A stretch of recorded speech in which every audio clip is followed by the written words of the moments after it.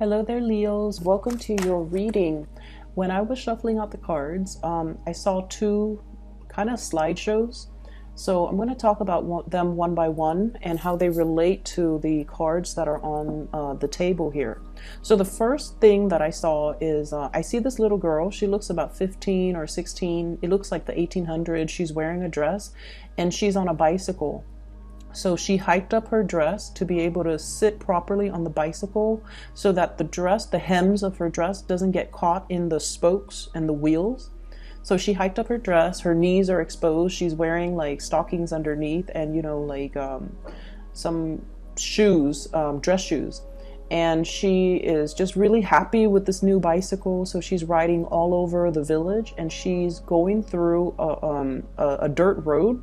And it looks like it recently rained, so there are puddles of water, rocks. So it's an uneven dirt road with a lot of mud, but she doesn't care. So she's riding through it and she got mud like all over, her dress. It kind of like got into the tires and then it splashed back on her clothes, on her hair.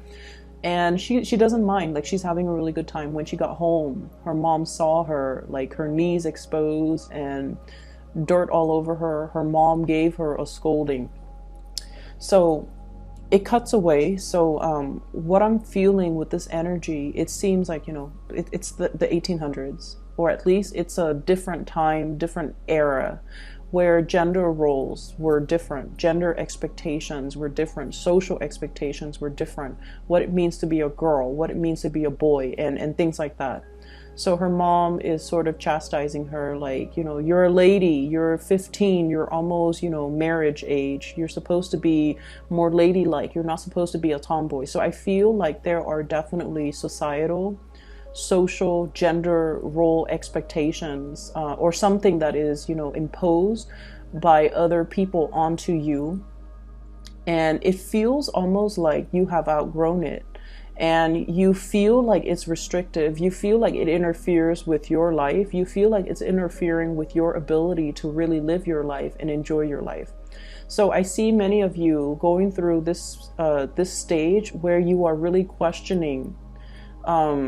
You're questioning, what it is that's making you really happy and why you're not able to pursue it. Okay, that's the main thing.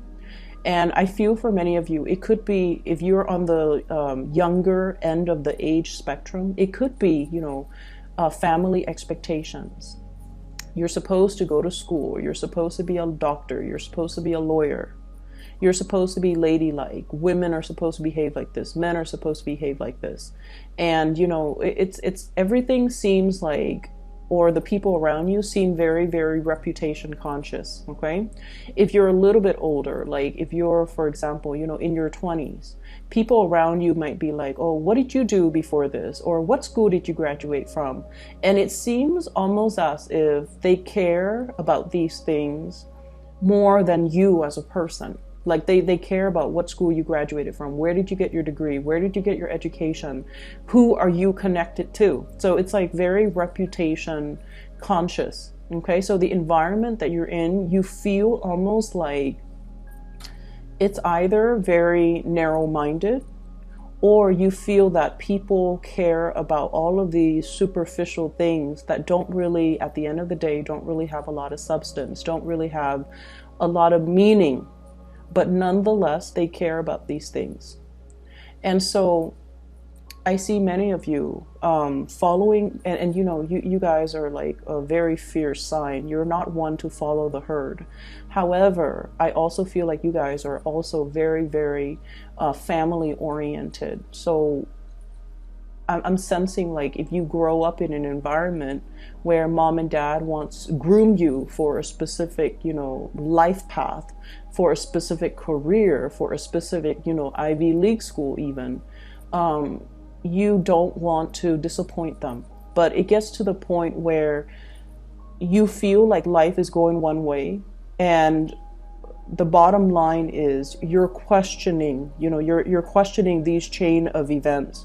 You're questioning the choices that have led you to this very moment. And you're also questioning whether or not you're just kind of like, going with the tide, or whether or not you are conscious or consciously making these decisions because they make you happy, or whether or not you are making these decisions or living a specific life path to appease other people, or it's because something that, you know, it has always been done, tried and true. And so you kind of like took it as gospel and you didn't question it. So I see this major awakening, this major epiphany coming into the picture. Crossroads as well. Am I still happy with it? Is this all there is to life? Is this something that is meant for me? Or is this something that I just kind of found myself walking this path? But is there other, you know, like, are there other things out there for me that can bring me more emotional fulfillment? Okay, so I see all of these question marks kind of popping up when I shuffle your cards. And I feel like the energy can be very, very liberating if you're looking to break out and you know, go out into the world and make your mark on the world.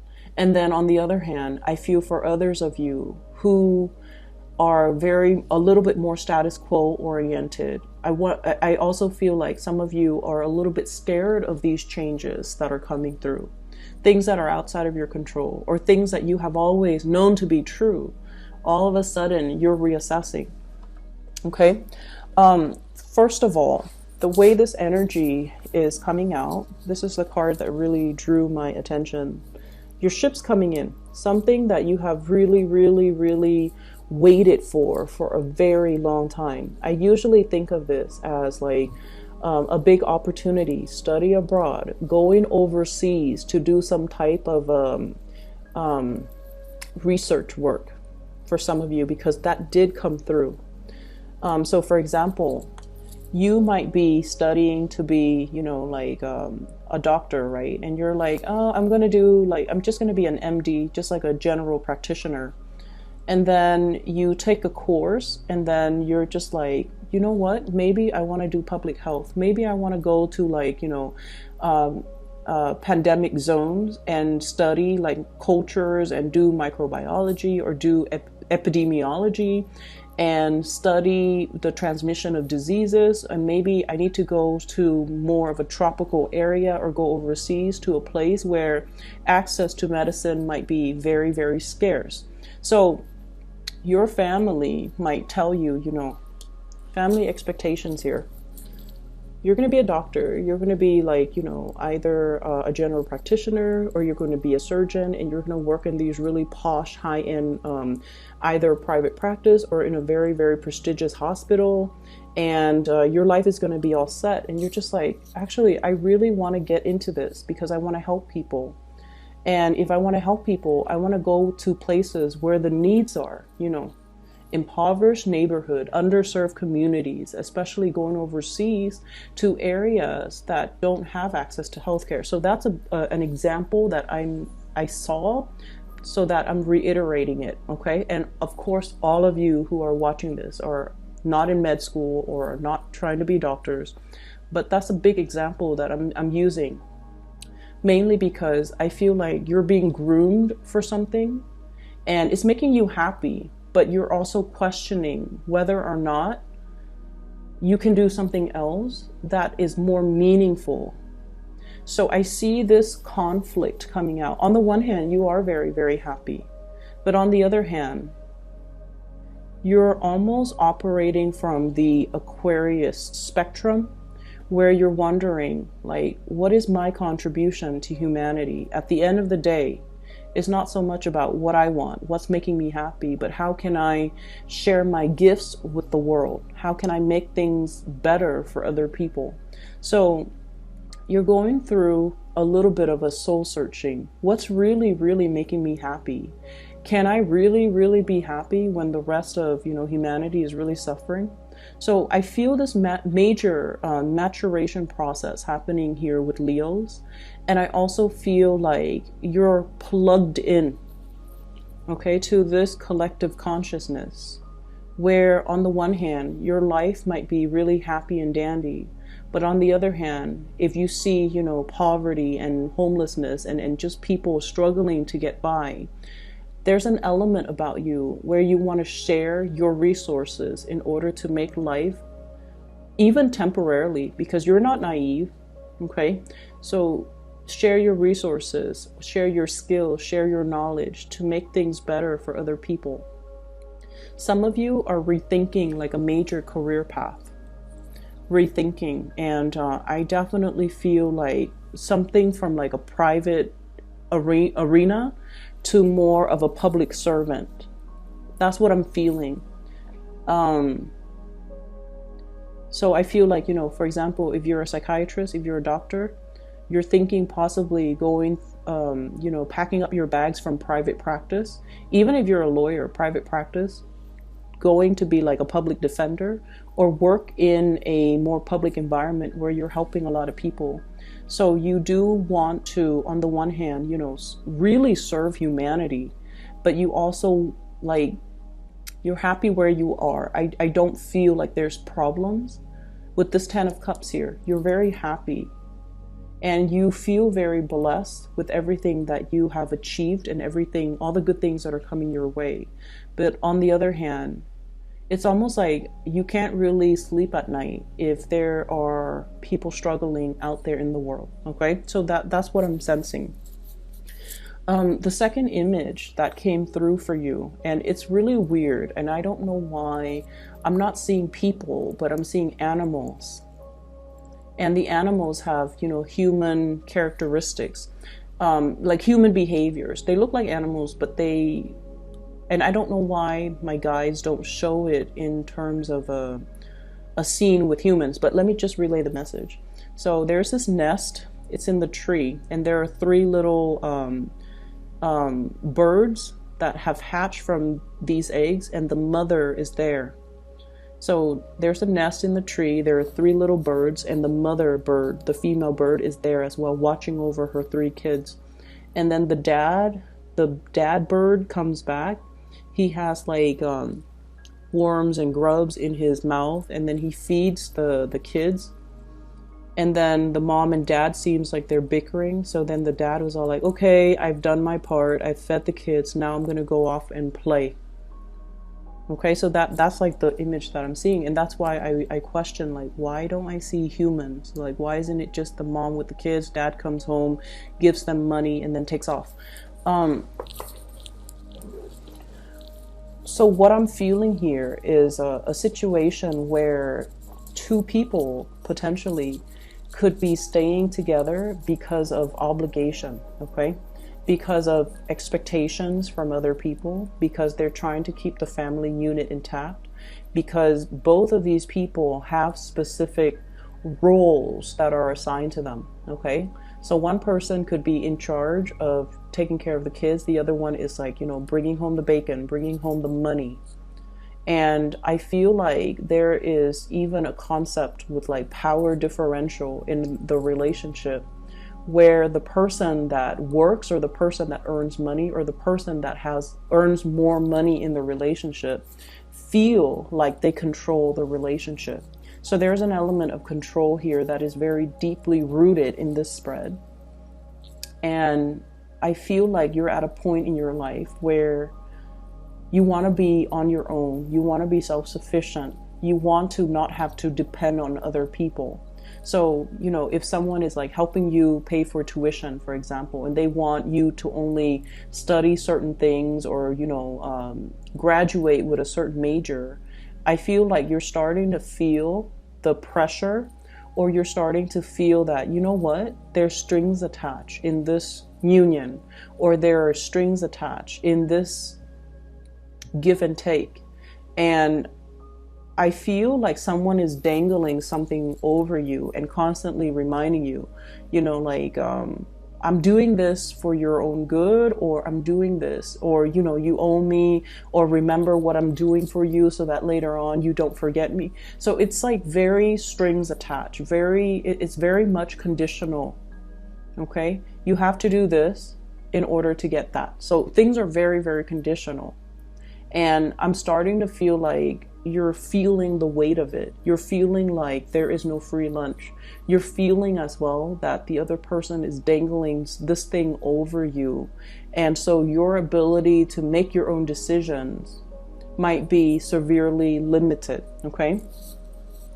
I'm sensing as well, in a work environment, there is some type of unfairness that's coming through. First of all, I have here the Eight of Pentacles, okay? Working hard, keeping your nose to the grindstone in the reverse position with the Devil in the reverse position. Some of you might physically just be like, this job is not doing it for me anymore, and I'm reassessing whether or not I want to invest more time in it. And then I also feel some imbalances in the work environment where the people that are not really doing their job, they're getting the promotions because they know somebody, because of their connections, or because of like just corruption is such a broad term, but I'm just going to use that. Favoritism, corruption, strings attached. You know, you do this for me and then I do this for you. Like I'll scratch your back and you scratch mine. So it's a very, very, from your end, Leos, it's a very unethical, toxic type of a situation. And I feel like many of you might have already left that situation waiting for new opportunities to come on the horizon for you. And you're prepared because you knew this wasn't working. And then I feel like for some of you, you might stay in a job because of the financial security. It pays the bills. And I feel almost like you've been wanting to leave for quite some time. But, you know, you have family, you have people that are financially dependent on you. And it's making it harder and harder and harder. But I feel like this might be the breaking point where you start to realize your worth and you're starting to want out and seek new opportunities, okay? And then going back to the birds, okay? The one that brings home the grubs and the worms. He's like, okay, I've done my part. Now I'm gonna go off and play. So I definitely feel the weight of responsibilities, obligations, especially when it comes to child rearing, when it comes to family expectations, when it just comes to not being able to get your alone time, okay? I see a lot of people crowded in an environment. Everything is just very, very crowded. A lot of activities, a lot of things are happening around you. And it seems like you want a moment of peace. You want some solitude. You have a lot of things that you need to get done. So for some of you, if you're working from home, there's like kids running around or, you know, family members dropping by unannounced and the doorbell's always ringing or text messages are constantly dinging or your phone's always going off, or there's like animals, pets, children, just a whole barrage of activities happening around you. And take yourself to the library, take yourself somewhere else where you can get your work done. And then I also feel for others who are, you know, in between jobs, who are trying to apply for a job, getting their resume together, looking for jobs online. And it's almost like the responsibilities that you have to contend with is delaying the job search process. Okay, so that's what I'm feeling. And so somebody once gave me like the best advice. And it is like the best advice I've ever heard. One of the best that I've ever heard. And he's a father of a friend. And he mentioned to her when she was looking for work, treat the job search as a full-time job. You wake up at 7, you get ready. At 8, you sit at your computer, or 7 to 8, you eat your breakfast or whatever. And then at 8 to 5 p.m., you sit at your computer and you look for work, you apply for it one after the other, you take your lunch break at 12, and then you stop doing the job search at 5. And he goes, and then the next day you repeat. So you treat the whole job searching process as if it's a full-time job. And once you get yourself in a pattern, once you are responsible, once you are diligent, and I feel like, you know, that's when the serious jobs are going to be in the picture. Treat it like a full-time job, okay? Be serious with it. And don't just bookmark it and let it sit. When something catches your fancy, apply for it right away. That way you can knock it down. And he also said, like, as well, create a quota for yourself. So for example, today I'm going to apply for 5 jobs, and then until you finish those 5 jobs applications, that's when you call it a day. And then the next day set a quota for yourself. But either way, we have to treat it like a full-time job. And so I see some of you're kind of like sitting at home trying to do these job searches, or trying to fix your resume, or trying to apply for these job applications. And, it's not a fun process. And I see kids around you like, Mom, do you look at what I'm doing? Or Dad, look at what I'm doing. And so you're getting a lot of distractions. And so, block out some time, go to the library, go to a coffee shop with like internet, and try to take care of things from your end. And don't feel guilty that you kind of need to, be away from people. There's nothing wrong with that. You need to do what you need to do to take care of yourself first, and then, resume your life after. Okay, so that's what I'm feeling. And I do see money being a little bit of an issue for many of you. So I have here the 8 of Pentacles. Whatever that was stably coming in is no longer coming in. And then we also have as well the 2 of Pentacles. This is kind of like making ends meet, usually piecing together a few part-time jobs in order to get by, in order to make rent, in order to pay the bills at the end of the day. There's a lot of assistance coming through from family members and loved ones. I do sense that. But I feel like, while we're in this space, it's really, really, it can feel really disheartening. Okay, I do sense that. It can feel very disheartening. But they're really telling you not to cut corners and do things the right way. I have here the Wheel of Fortune. Things are going to come into the picture in divine timing. It's in the reverse right now. And so it requires a lot more discipline, a lot more diligence, and a lot more consistency from your end. We have as well the 7 of Swords, and this is strongly on top of the Wheel of Fortune. Do not cut corners. Do not take the easy way out. And you really have to commit yourself in order to create the new life or the new job, or to attract the things that you want that are actually going to be good for you. Okay? I'm going to leave it at that, Leo. So honestly, I tried to do a reading for you guys last night. And we have a lot of the repeat cards. Okay, I couldn't see any images last night. So I tried to do it again today. And when I shuffled it out, 4 of these cards were repeat. We have the Tower, the Wheel of Fortune, 7 of Swords, the Judgment card, as well as that, I think it was, no, it actually was the 7 of Pentacles that came out, waiting for a situation. But now you're no longer waiting. Your ship is coming in. And I just feel like, keep at it. Go on your journey. If you need a break away from people in order to get things done for yourself, don't feel bad, okay? This is more about breaking out of the norm, or breaking out of the mold, and finding yourself, and finding whatever it is that really strikes your fancy, something that you want to do, even though other people have different expectations of you. So I feel like you're carving that path, or you're paving that path for yourself, so that you can be freed and unencumbered by other people's expectations. So I will leave it at that. I hope the reading is helpful for you guys, okay? Once again, for those who are still emailing me about personal readings, I don't do those anymore. I do have somebody that I highly recommend.